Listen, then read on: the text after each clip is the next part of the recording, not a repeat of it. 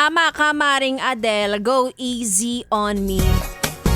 Kanta para sa ating lahat, mga yes friend. Dahil lahat tayo ay main character ng ating buhay, so may kanya-kanya tayong problema. Kaya easy lang, please.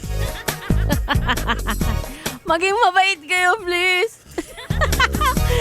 I am back. It's me, Ganda Wanda. Kasama niyo pa rin dito sa 101.1 Yes FM na alam niyo na hindi naman talaga halata na nag-aalala ako for the future. Hindi lang para sa aking sarili pero para sa buong sambayan ng Pilipino. Taray! Diba? Dapat, diba, ang sabi nila, huwag mo daw masyadong isipin yung future. Kailangan mag-focus ka sa present para hindi ka masyadong nalulungkot. Pero, hindi rin naman pwede na hindi ka magpe-prepare for the future. O, diba, nalilito na ako? Nabubulol pa. English kasi.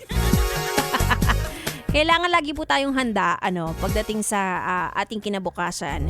Yung past na yan, diba? Pero sana may natutunan tayo sa mga ating mga nakaraan, sa ating mga pagkakamali, dali natin sa present hanggang sa future.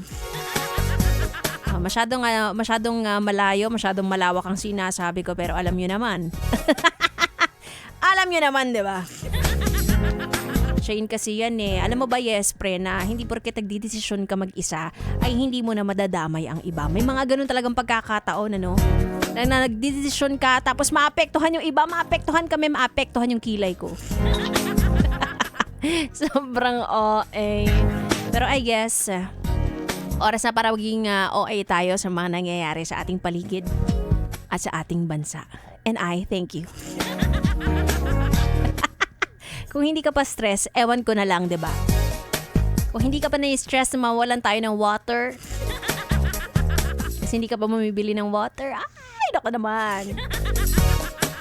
Baka dumating ang panahon na kahit may pambili ka pa, wala ka nang mabibili. Oh. Extend natin ang chika na yan sa aking pagbabalik. Marami siyang opinion tungkol dito.